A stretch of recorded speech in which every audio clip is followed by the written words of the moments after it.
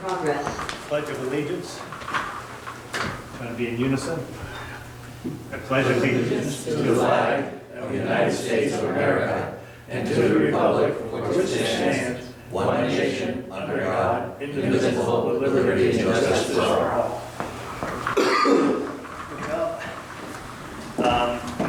Any corrections or adjustments to the agenda? Mr. Mayor, we'd like to strike number 4. 4 is the National Guard presentation. That will be moved to the May meeting. Everyone okay with that? No problem. We'll move to public comment. Looks like sitting room only tonight. Guess I'm up here. Yep, that's them. Anyone on Zoom that would like to make a public comment on a topic that's not already on the agenda? Please raise your hand or speak up.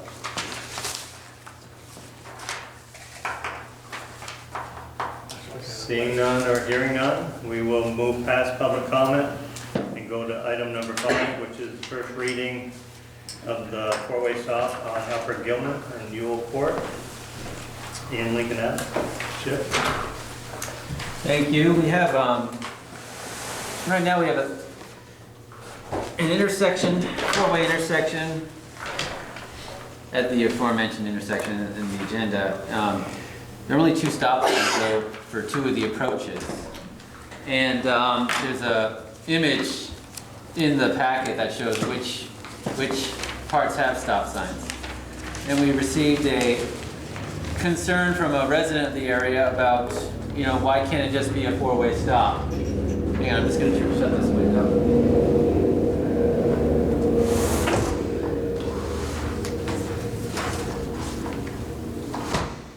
And staff recommends we explore it because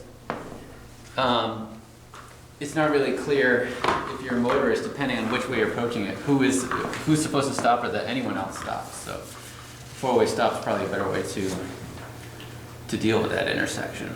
So, Well, the end of Lincoln Avenue is the next is Greenwood Cemetery, right? We see the 2 houses there, and the next one's the cemetery. right, Is that correct? yeah. So we're going to put a stop sign to service 2 houses. I can see Upper Gilman Street because I think a lot of people exit South Main Grocery and head up that way Yeah, to get up to that half of the city. So, I mean, I definitely can see the Upper Gilman Street stop sign, but I mean, I'm okay with the stop sign going north if those 2 residences are, I mean. Well, those 2 residences would just have a free-for-all, and everybody else would have to stop, so I don't know if that makes sense. I guess so. I mean, I guess you're right, Bob. I think it adds confusion. Yeah, but it's that. There's also one, if you go out to Highgate, that goes on the back way to Franklin, and basically they have a sign as you come up to it, traffic does not stop coming on, and then, then they have a sign that says a 3-way stop, so I don't think we're saving anything by not making it 4-way. Yeah, that's my water course, and at least one person, maybe it's the same person that contacted me and contacted the city, or maybe, I don't know, but anyway, she walks her baby in quite a lot in that area, and I think would be grateful, and other people would too, for something like this. all right. If we wanted to keep it 2-way, I would say. Is there some planned development anyway, Chip, on that green portion? Didn't they used to have the gardens there? It's possible we could see some development there. I mean, I don't think a lawn like that's gonna last forever. Yeah. I imagine it would someday be houses. We did have a new house on Lincoln Ave too. Yeah, yeah, a couple down from there, yeah. Anyone else have any comments for Chip? Have we explored, Chip, just having the stop off Lincoln and then on both sides of that, and then being able to keep going Upper Weldon onto Ewell, have that no stop sign that way?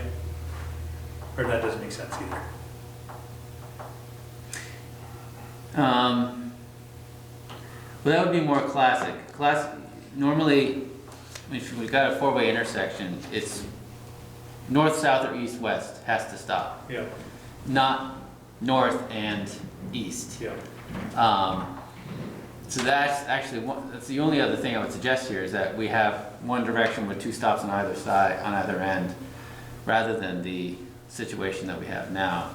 I think that the complaint we received was about cars coming up Upper Gilman, then taking a left at high speed. You know, maybe there's something to be said for stopping traffic at Upper Gilman before they get into the neighborhoods. And, you know, those 2 houses on the south side of Lincoln Ave, I bet they probably stop there anyway. I mean, I would, especially if you see other oncoming traffic. So I think a 4-way stop might be the fairest way, because everyone's got to stop at this point. Okay. Anyone else, questions, comments? Well, I'm always against stop signs, but since this is in my ward, and I don't travel through very often. That's where they're coming from. We take them from your work. This is the first reading, we do not need any, He complains about stop signs not in his ward. He doesn't go through there very often. That was the key right there. The next one's to remove all the stop signs in your ward, Tim. That would That'd be, I'll take it. I'll take it it. used to be that way. Growing up, yeah. Went over High Just Street. Messenger Street had stop signs, that was it.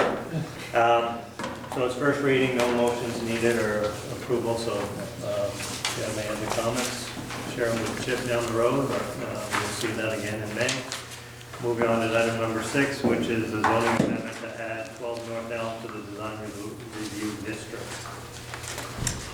We have a request from the property owner. 12 North Elm used to be the old Elm Street School, and right now it's multifamily housing. They're right next to Holy Angels, which is in the designated downtown, and they'd like to be added to the designated downtown so that their historic building could make use of the historic tax credits for maintenance and renovations. And that's actually another item that's coming up in your packet. However, to even be eligible for being included in a designated downtown, you need to be in a design review district. So they came to the Planning Commission, asked if their property, it's really actually 2 parcels, but they own it and it's considered contiguous. They asked to have their parcel added to the design review district. Planning Commission thought it's a historic building and the property owner is asking for it, so it makes sense. And so they approved it and referred it to you for first reading. So Chip, that what they want to do is build possibly behind the existing old Elm Street School and then behind the house next door. Is that I don't know about behind the house next door. Their desire to be in the designated downtown has to do with the maintenance of the existing historic building. Oh, okay. Yeah. And as they know, if they are added to a design review district and they pursue any other development on that lot, all of that development would now be subject to design review, Okay. which could have some benefits to Yeah. the look and feel of what gets built there. Okay. Just want to make sure I understood it right. Yeah. I thought at one point they did want to build in that lot, but maybe I'm thinking of a different. Oh, they do.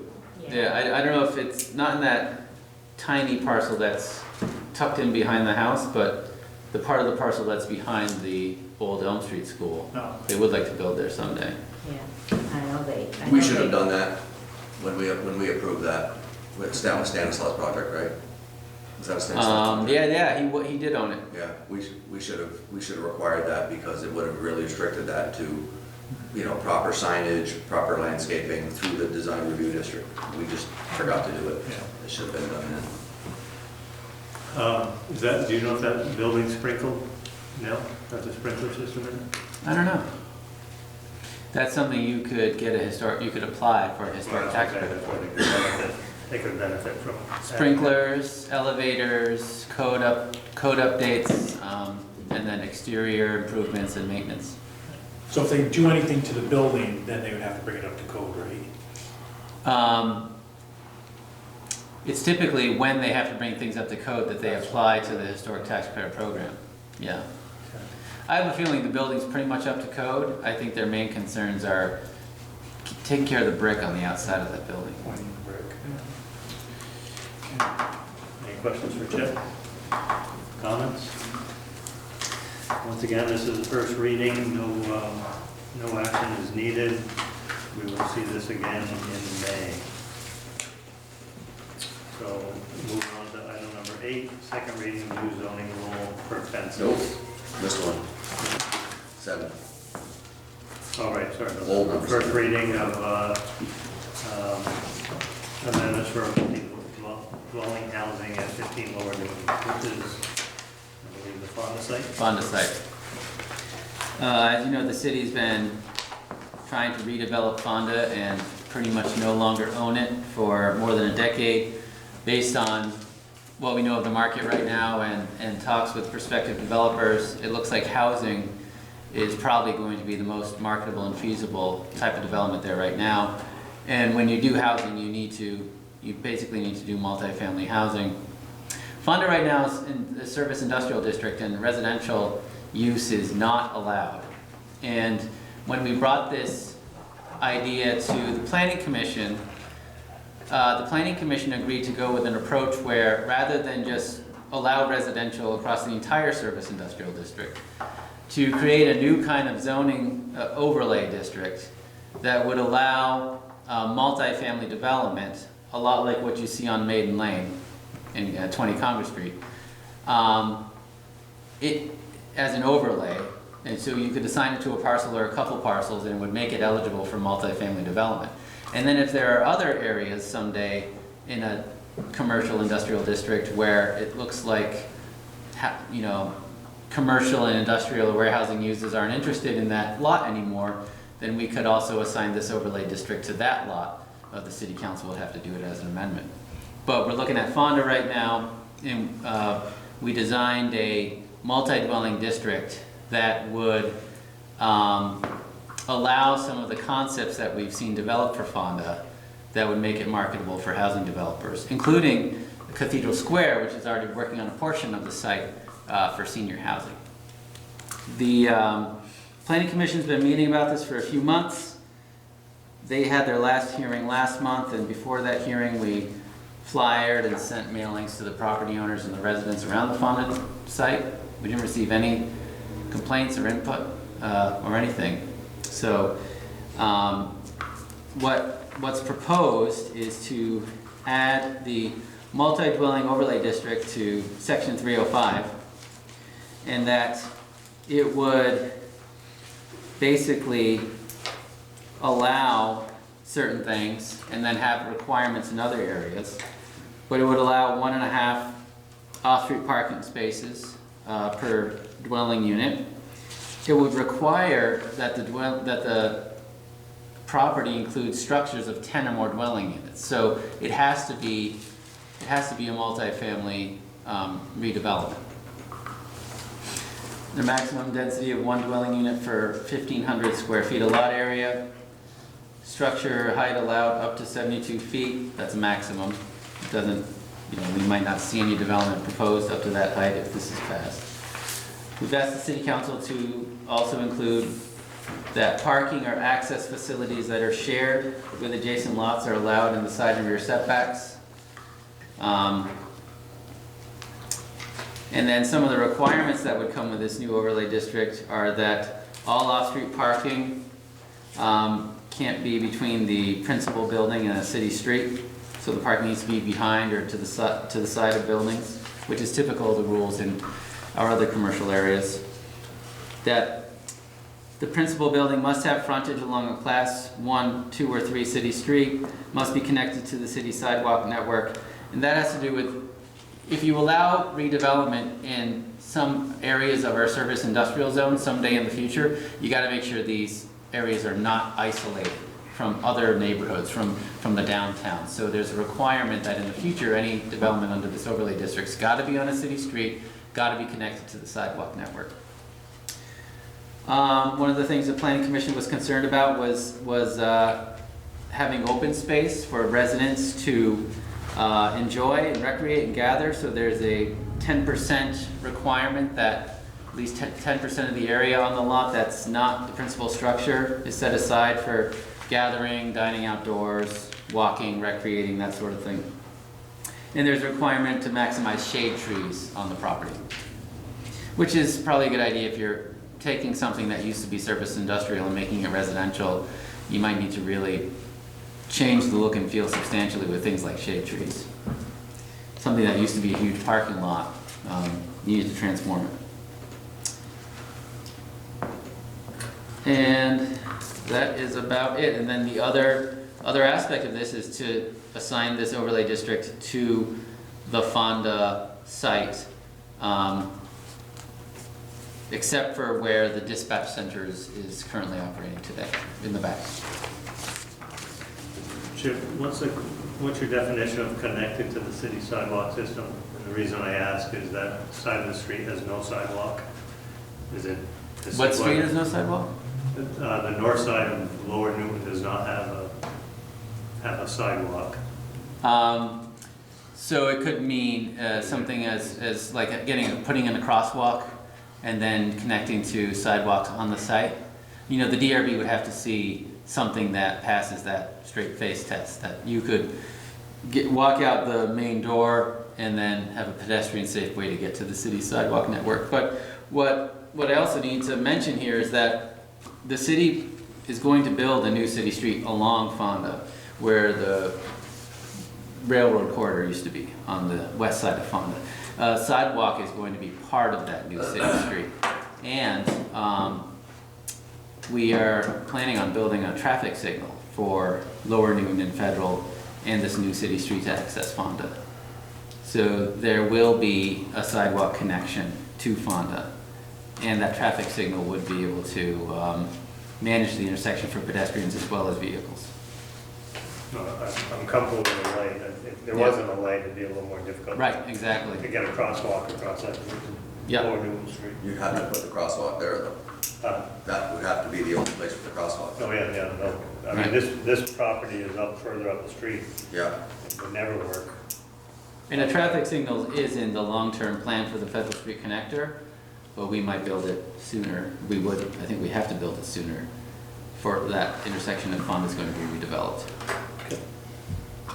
Chip, I got 3 quick ones for you. Mm-hmm. One is, do you recall what the height of the Fonda building was?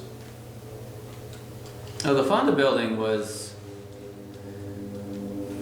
I could find out, but I'd say it was probably 2 or 2.5 stories. It was just one story, but it was a tall manufacturer. 30 feet. Okay, so when you sent out the flyers or the mailers to the residents surrounding the Fonda site, did you also send out to people in the upper part of Ward 1 that would have to be looking down on something that's possibly 72 feet high? No. To get their reaction? No, but I think that,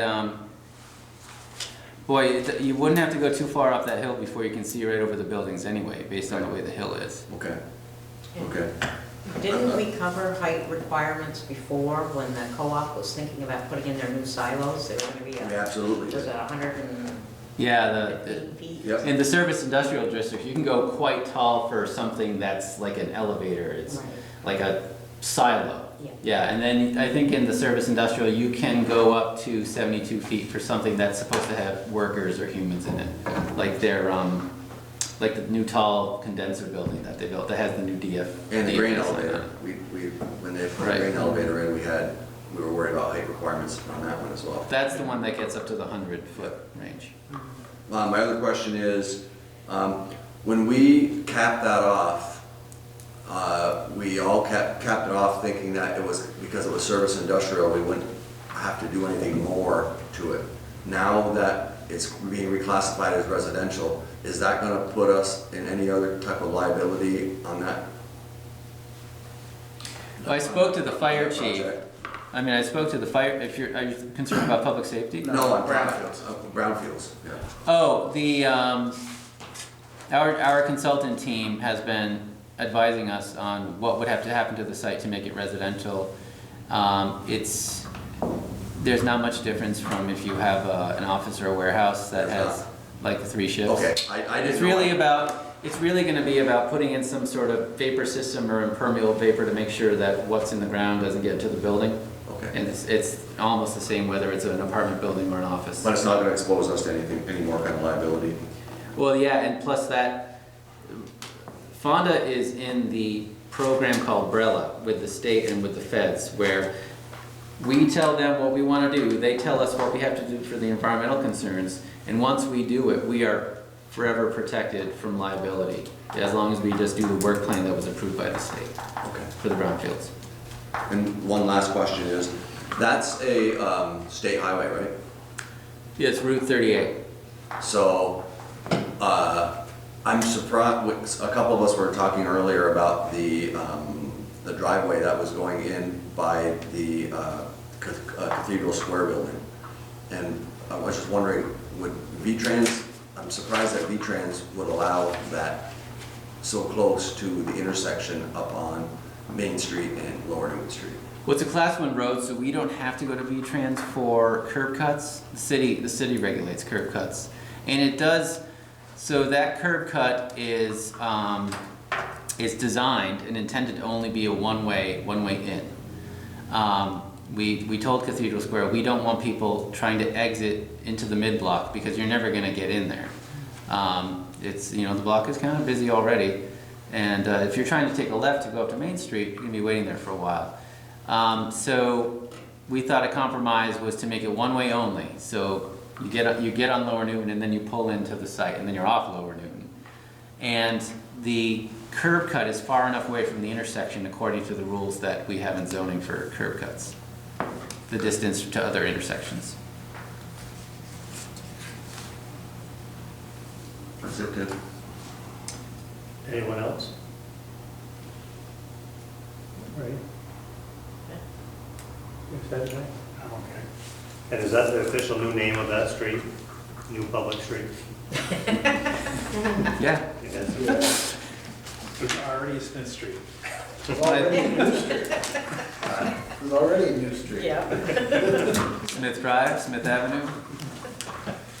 All right, any other questions? Is there anyone on Zoom that have any questions or comments relative to this conversation? Put your hand up or feel free to speak up. Hearing none. Thank you, Chip, for that. We'll move on to the Hawkins ordinance, second reading of the new zoning rule for fences. The changes that we've made have to do with number 8 on the second page. We've removed the section about not allowing fences to be permitted in disputed areas. We have, in the 2 highlighted areas, you'll see, we've kept in the thing that if 2 neighbors jointly apply for a fence, they can put it right on the property line. And you'll see that on a lot of shared driveways. They want to put something up in between the 2 driveways, so that fence has to be allowed on the property line. Otherwise, a fence, if it's going to be permitted, it's got to be shown as obviously being on the applicant's side of the property line. And then item C is new, and that's where applicants are encouraged to plan for adequate space to allow for maintenance of both sides of a fence. So the question I would have is, what does the word is clearly on mean? Or the words, otherwise a fence shall be permitted in a location that is clearly on the applicant's side of the property boundaries. Now, what does that mean? That means it's got to be obvious and clear to the zoning administrator. So that if I come here and I look at the tax map and I say, here's what the tax map has, because I'm a person that doesn't have a Mylar of my property, and I say I want to put my fence here, and you look at the tax map and you say, oh, well, that's within the tax map boundary line, then so that's clearly on your property. the zoning administrator might go out and look at the property and try and figure out where that line is in real life. And then also see if there are any other records at all that could help interpret that. But Okay. it's basically, it's not unlike any time someone is proposing to build a shed and we got to make sure it's 5 feet away from, it's 5 feet, and it meets the 5 foot setback. You just kind of make your, you make the, Okay. you, in a situation like that, you take the best information you've got, which might be a tax map, and then based on that line, you've got to make sure that shed is clearly 5 feet away from your neighbor, or that fence is clearly on the applicant's I just side. would want to make sure that that doesn't mean that in order to prove clearly, I've got to go out and pay someone $5,000 to do a survey of my property. No, that's not the way it's, yeah. So I was just wondering if there's a way that we could clean that language up a little bit. And I don't have any suggestions, because I haven't thought about it long enough, other than to just see the word clearly caught my eye right off when I read it. You want someone to be able to allow a fence if it's not clear that it's on the Well, applicant's side? no, I just want to know what the interpretation of clearly is going to be. Because the zoning administrator could say, look, it's not clear to me, because We can Tim remove the Smith word. is saying that that's really his property, and you're saying that that's your property, and I'm saying, well, wait a minute, I got the tax map here that the city has put together, and it shows that it's on my property. One So, option to me, it's is clearly to, on my property. one option is to approve it with a revision of just striking the word clearly.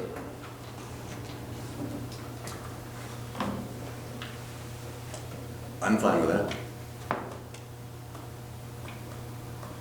So that'll read, otherwise a fence shall be permitted in a location that is on the applicant's side of the property boundary. Yeah. I have no problem with that. Clearly.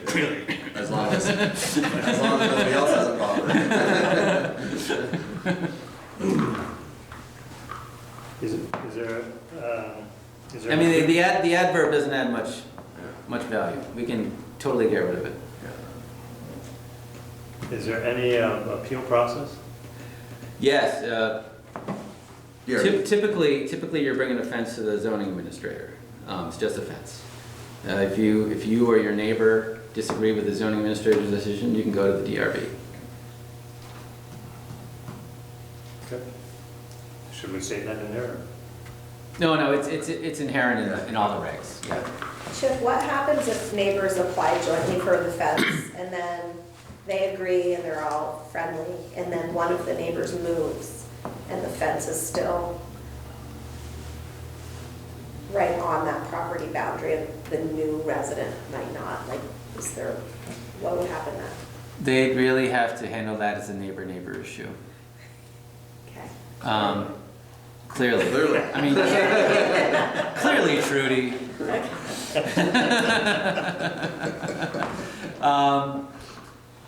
and that's not a problem. And I'll tell you what, That's not a problem. 50% of all neighbor issues that we get caught up in with permitting have to do with fences. It's, The other 50 are shared driveways. right. But the vast majority of fences are fine, and they do what the applicant wants them to do, and the neighbor probably likes it too, because they like having the fence. And after a while, they forget maybe that, their land doesn't go all the way up to the fence, but, It works out. it works out, and you're not ever gonna be able to eliminate the neighbor issues. But this amendment helps, because we actually have very little rules about fences in the regs right now. And this provides some better direction about what should be in the front setback, and what should it look like, and then this section about how you deal with the property boundary. It's gonna help out the zoning administrator a lot. I will say something about a person who puts his or her fence up and allows 2 feet on the other side for them to go around to maintain it. And then they sell the property, and the new people don't go around on the other side to maintain it. Yeah. But the other people are maintaining it, and a certain period of time passes, and now all of a sudden, those people have a claim to say that that's their property. That's why the planning commission didn't want to require the maintenance area. There were some questions at the council meeting last month about how useful the maintenance area could be, because your neighbor could be just as likely to say, I don't want you on my property. So I thought maybe we encourage it. We put it in the regs in writing. You should really think about this, but you don't have to do it. What do you just go with what you think the best approach is for this fence? It's kind of a double-edged sword, because I hate to require people to go on someone else's property to maintain their fence, but I don't want to give them the ability to lose their property either. Right. By lack of non-use in somebody else. I think the suggestion was have low maintenance material like vinyl fence. Right. He's talking even mowing. Yeah, somebody mowing it, nobody going around and giving authority to do it, God knows, it's called adverse possession, to save the lawn. Right, I know. Okay, any other questions for Chip? So we need a discussion vote on this one, right? Do we need it? Are we gonna do a, Anyone check with the public? Anyone have any comments on Zoom regarding this? Hearing none or seeing no hands? I move we approve the new zoning rules for fences with clearly stricken. second? We have a motion from Chad, seconded by Tim. Is there any further conversation on this? Clearly, people seem to be in agreement, so all those in favor say aye. Anyone opposed? Hearing none, motion passes. Chip, you'll be sending that around for signatures. Yeah. So before you do that, why don't we move on to item number 10? Make a motion to have that Vermont Downtown Board add 12 North Elm Street to the designated downtown. Second. Motion by Tim, second by Chad. This goes to our conversation on number 6 earlier in the evening. Anyone have any further questions or comments? Hearing none, all those in favor say aye. Aye. Anyone opposed? Motion passes. We're moving on to item number 11, which is final public hearing for Healthy Roots Community Development Block Grant. Motion to approve the grant? Second. This is actually just a public hearing. Oh, We have, it's required that the city or the sub-grantee just say one last time what they did, take any public comment, and then wrap it up. And we have Christine Porcaro from Northwest Regional Planning Commission on the Zoom, who was able to give a little rundown of what Healthy Roots accomplished with this funding. sorry Christine, thought we took care of it last time. So Christine, before you jump in, I'm going to recuse myself because I'm on the Healthy Roots board. I'll turn it over to Chad to do this part of it. Feel free. Hi, yeah, I sent a memo over just sharing some of the work we did with the funding. We received $92,101 to use between July 1st, 2020 up until March 31st, 2023. With that funding, we delivered green produce to 11 different sites in Franklin and Grand Isle County. The quantity of food delivered during that time was 64,000 pounds of food to each of those sites. And one of the things I do want to highlight in that is that with that increased engagement of weekly to every other week deliveries, depending on the time of year, really help increase and improve relationships with some of the sites. And one of the examples I gave was the notch clinics. We started delivering foods to those sites. And as that quantity increased, we realized that a big improvement that could be made would be the purchase of mini fridges for the waiting rooms. And so now when we deliver produce, we're able to load those mini fridges so that the quality of the produce doesn't degrade over time. And so with the help from that grant, we were able to improve relationships with sites that we had already been delivering green produce to. Steve, was the Juro building one of those sites in St. Albans, the Juro building? In St. Albans, we delivered to Northwest Family Foods and Spectrum Youth Drop-In Center. Okay, because I noticed that I saw a bunch of produce containers routinely in front of the Juro building, which is right by the railroad station, railroad tracks on Lake Street in St. Albans. Mm-hmm. Yeah, and I should also say the St. Albans Notch Clinic as well was another St. Albans site. Yeah. Any other questions for Christine? Any comments from the public? Thank you so much for joining us today. I was really impressed with 32 tons of food. That's a lot of food. Yeah, it is. Thank you very much. I just added that was up from 20,000 3 years ago, Christine. Yeah, well, and I just in comparison.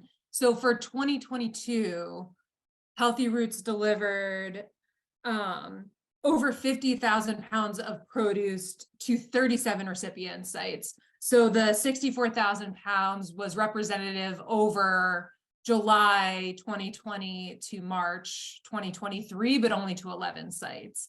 But regularly, in a year, Healthy Roots is over 50,000 pounds of food being distributed in our region.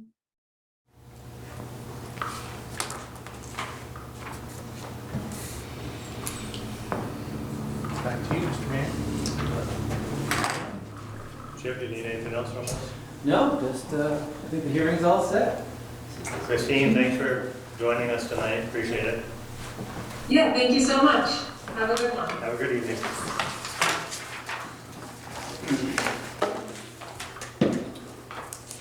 We are moving on to item number 12, to consider appointments to the Design Advisory Board. Subcommittee of this council interviewed, I'm not sure, Trudy, myself, and Marie. Trudy, Chad, and Marie interviewed all 4 of these individuals. Nope, three of, Evan, Stefan, and Eric are returning members, so we did not interview them. We interviewed Caleb as a new member. And did you come to a conclusion? We did, and Chip was very nice enough to put it in here. Our recommendations was to appoint Eric and Stefan to full seats expiring in 2026.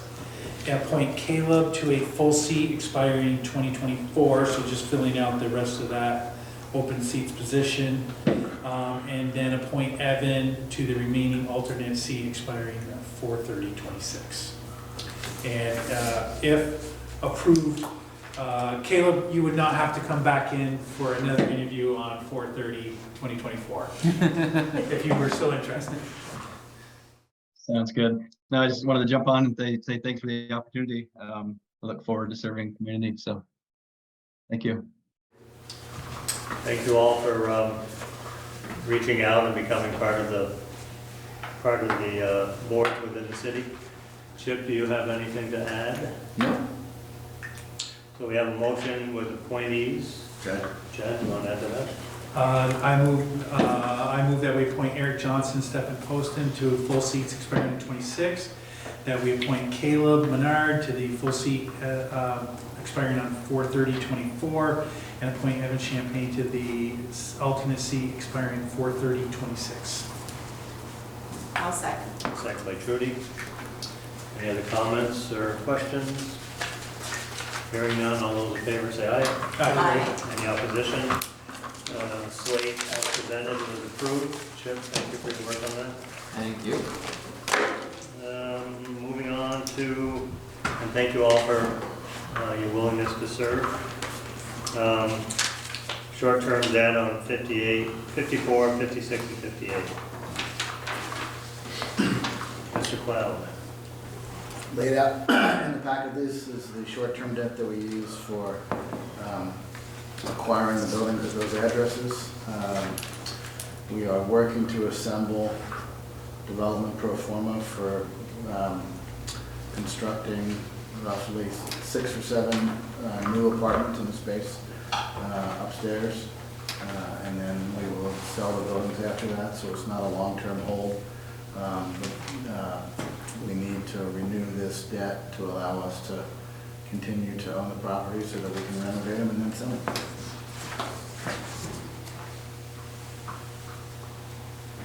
You want to just touch on the low interest rate? This is one of the ways that we can use our access to capital to help bring development projects online quickly. I mean, we can borrow right now in this environment at 1.9. Wow. So. Motion to renew the short-term debt, 54, 56, 58 North Main Street. Second. Motion by Tim, second by Chad. Any comments? Anyone? Hearing none, all those in favor of the motion, say aye. Aye. Anyone opposed? Motion passes. Motion to reappoint Charles Sargent as Deputy Health Officer with term expiring 4/30/26. Motion from Tim, second by Chad. I'm to recuse myself. As he is a relative, so. Is there any other discussion? All in favor, signify by saying aye. Aye. Any nays? And Tim's one abstention. Chad? You should probably sign that as the council president. Okay, moving on, mayor's report, a few things. Just a reminder, coming up, Run for Jim, May 7th. It's a significant fundraiser for the hospital, for those who have been diagnosed with cancer and need some financial assistance. So that will run, it will begin and end at the complex on May 7th. We have Green Up Day scheduled for May 6th. Green Up Day continues to grow year after year in the city. So if you can share that, that'd be great. The Easter egg hunt happened over the weekend. I don't know if anyone was downtown, but I would have to say it was probably one of the largest crowds I've seen in the park for an Easter egg hunt. It's huge. I didn't hear about any adults pushing kids out of the way, so it was a success. Do they also have one with the card act too? I don't think so. Does the city have one with the card act? They had There us. was one? No, just at the Just other the, park. just the park? Okay. There was a sunrise service at Hardhack. There was two different churches, I think. The other thing I had was annual report that's being printed. I write a letter message, and I dedicated the report to both this council and the town select board for the passing of the water sewer agreement and the police agreement that we have. So we will see that with corresponding community logos. So that's where I'm at. Trudy, will go to you first, if you have anything you want to share. I noticed there's the pillars on Smith Street, I think it was mentioned a couple of meetings ago, have been knocked down. I don't know if that's private property, Marty, on Smith Street? Yeah. Is it private property It or is, is that It is, but it was hit by our plow. So we own it. So we're getting estimates to get it repaired. Oh, nice. Which Okay. ones are those? The Redstone. Yeah, across. Going from- up Forest Hill Drive, right in front of Brian Parks and The Mr. red, Roswick. the red, Yeah. Redstone wall. red zone. Mhm. Yeah, I must have made a clink. yeah, right. Wow. It was either that or the car that was parked in the street right there, so. That's sometimes a hard Should've hill to taken get the up car. in the bad weather. It's tricky spot. That's all. That's all? No one's really calling me yet, but They don't I'm know what's ready. I'm still ready. Careful what you wish for. I was gonna say, someone was asking me for Mike's number the other day, and I'm like, oh, it's not Mike anymore. Uh-oh. You can still give it to him. Marie, how about you? All good in our area, no complaints. Two things on your area. Marty, we're making headway with Rick on the apartment house. I know maybe that's in my court, I don't know. But No, we're waiting to hear back from Tech Center Oh, on Lake to Street. confirm that they can do it this year. And where do we stand on the new parking design by Holy Angels? Will we move forward with that? Removing parking spots. Kind of lost track of that, actually. Yeah. That's Oh, my you job. couldn't do it That's why winter. that's why I'm here. It was, Wendy's here. That's the pot calling the kettle black right there. We had hit the pause button on that. Trying to figure out which ones, if we wanted to take any out or. I don't think there's any more, I mean, I think we know, we decided what we want to do, we just need to do it, right? So, Right, and I held off because I knew the winter was really bad. it was in the winter, yeah. With the nice weather, yeah. didn't know where we stood. The Yeah. times that area is really bad is funerals, weddings, Sunday masses, Saturday evening mass. Saturday evening mass. Never had that problem with St. Mary's. Nope. I don't know, going Going up. up Fairfield Street was kind of hairy sometimes. The south side parking spaces weren't very Just out slow from the down, curve, so. yeah. But, Traffic up. yeah, that's the only issue I have there. It's, the visibility is better since the daycare put most of their parking in the back now. So like during the weekdays, it's not bad, but it gets really bad on the weekend, it's horrible. We don't go out that way, because it's suicide mission, We'll get on the second. yeah. Okay. Anything else, Marie? No, I think that's it. Newell? I hate to complain on the roads, but on Marty. You didn't hear me. I can hear you. He's something. As you come across, if you're going west, or east, you come across the bridge, I think it's a little bit of, it's been What street are surfaced. you on? Huh? What I'm on Lower Newton. Okay, and it's a spot, it's been resurfaced a while back, but it's a little bit of a bump there. Just thought I'd mention it. Yeah, So- we can hit that with, I once got- the plants open up, we've got a bunch of different. Oh, cuts okay. that we've got. Okay, I hate to complain. Usually May 1st is Yeah, I said, hate to complain, you know? So do you not not a problem. cold patch anything, you wait? We do cold patch, but you get a much better result Right. when you're, so right now, we're 3 weeks away from the plant opening, we typically cold patch every Friday, go out and hit all the potholes, but unless they're really bad, Yeah, we'll at this point, we'll cold plane it and hit it with asphalt. I think it's just past the bridge. Yeah, I know where you're at. Yeah. And I do have a question, I Now, don't. Marie, now you had your Okay, chance. I got it. On the Sheldon Road, Route 105, just around the area of the Genesis Rehab Center, just past there. My Warren Ham's old house. Yeah, it's all broken up in the road there. Is that our responsibility or No. the state? That's state. That's way Okay. outside our. Yeah, there's a bad hole. there. Town, Yeah. all the okay. town.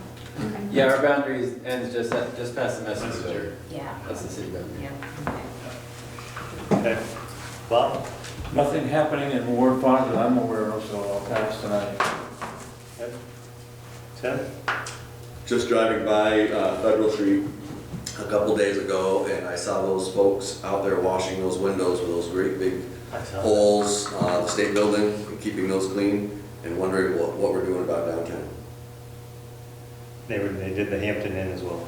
They did an excellent job, they know what they're doing, Those guys it's a have, great operation. they have a bunch of buildings downtown that they do. They do our parking garage. Yeah, They do this building. I knew that we had talked, there was a person that you had given the name out to many of the storefronts of a person who was actually doing those. I think Keith was one of them that you, He did them for Keith once, yeah, once. Are they two different entities? The guy, Father, son, but they do the high ones as well? yeah. No? Yeah, no, they were. Is that the responsibility of the building owner? Yeah, unless we make some kind of ordinance that says that they have to do it, which I wouldn't have a problem with. We did. We do? Well, it's not happening. I look at the Juro building, one of them. So, We could ramp up the enforcement of it. I mean, this is the time of year, right? yeah, actually, if you look across the street, some of those windows need to be cleaned. Good, is that everything? I'm good. The light on the corner, on the intersection of Main Street, Upper Newton, Lower Newton, is that part of the project that's gonna happen at the Cathedral Square, and that'll all get fixed? Yeah, That is okay. definitely not working. It'll be improved and it'll have to talk to the one down Lower Newton. Yeah. What part of it isn't working? Which approach? I think all the approaches except the one coming down. Coming down Upper Upper Newton. Newton, that one works, none of the other ones work. Yeah. All right. Wait, what? So if you're coming up Lower Newton, It's a long. it just cycles. Cycles, it doesn't Yeah, trigger. so there could, you could have traffic going all crazy on Main Street, no one's at Lower Newton and that light will cycle, that'll turn that light off. Which is no reason for that For to no happen. reason, yeah. No reason Or for you that could to come up to it and it will just be turning red, you gotta wait until the whole cycle of Yeah. Main Street goes. Yeah, I know that when they improved that for, it was actually Walmart, it was the Walmart permit, why they improved that. They They actually didn't put a sensor on every approach. They put one on Upper Newton. It's supposed to turn Upper Newton green if someone's there. Yeah. But the rest might cycle through endlessly. It used to sense you, Okay. yeah. Northeast Signals was up here 2 weeks ago, and they looked at that, and they looked at a couple of our other signals. I'll find out what the status of that is. Marty, can we get some trash cans in Houghton Park? It's supposed to be nice this week, so it's gonna be a lot of people in the park. Dom, Champlain Housing Trust, there are 2 units on Lower Weldon, the entrances to them, there's been trash.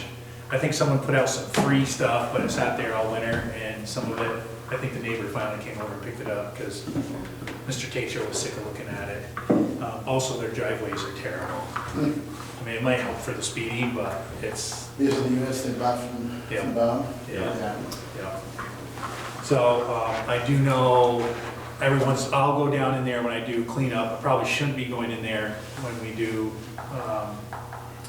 green up day, because that's private property, but the ditches go leading into there and around there it looks like everyone's recycling bins just fall over and then it just blows into the woods and no one picks it up. So I wonder if we can. You gotta contact them. We have gone after them for stuff that was left at that intersection. Yeah. They're pretty responsive, so. Okay. And then, 2 more quick things. Saw another scooter on Main Street. It wasn't one of the super fast ones, but it was another scooter driving on Main Street. I don't know if our ordinance for bikes has electric scooters on it, so just something to look at. They were on the street? Yeah, no, they were on the sidewalk. Sidewalk? Yeah, Okay. it wasn't one of the ones that go 25, but it was, I would guess it was going 10, so. I think I saw that, it's the skateboard type of scooter with the stick handle Yeah. and the 2. Yeah, he's been on my way too. Yep. Yeah, and he was going right by Nemo's and Eastern Dragon, Yeah. so I was just. He's around a lot, I've seen him way out, traveling way past, the St. Louis Messenger. Well, this is a younger kid, I Yeah. was 8 or 9. Yeah, absolutely. So I was just Same worried. person. Yeah. Yeah. And last but not least, on South Elm Street, I'm sure you guys know where it is, but one of the sidewalks is heaving really good in front of 20 South Elm. And I saw a kid with one of the scooters, the push scooters with the little tires, bite it pretty good when he hit that the other day. So it sticks up a good 3 inches. That's part of our scooter ordinance. See, I like it. but- Yeah. That's probably why he's up on Main Street. Yeah, we were supposed to put that downtown, but it got. Well, those scooters have bigger wheels, it's not impacting them, we need a bigger speed bump. So I don't know if we can grind that down. We can take a look and see Yeah. if we can reset it maybe. Yeah, but I'm sure your plow, you can tell the sidewalk plow has done a pretty good on the lip of it, so. I'm sure it rocks them when they hit it. I think that's all I got. Anything else, anyone, before we wrap it up? Hearing none, we'll move on to approval of warrants. Motion to approve warrant 33123. Second. Motion to approve warrants. Any questions or comments? Hearing none, all those in favor say aye. Aye. Anyone opposed? Warrants approved. Motion to approve meeting minutes 2/13/23. Second. Motion by Tim, second by Chad. Any corrections, amendments? Hearing none, all those in favor say aye. Aye. Ward 1 abstains. Um, So do you, Tim. And motion to approve minutes 3/13/23. Second. Motion and a second, any corrections or amendments? Hearing none, all those in favor say aye. Any opposition? None. Motion passes. Motion to adjourn. Other business? I just want to mention, Mr. Mayor, that you did a very good job today's meeting.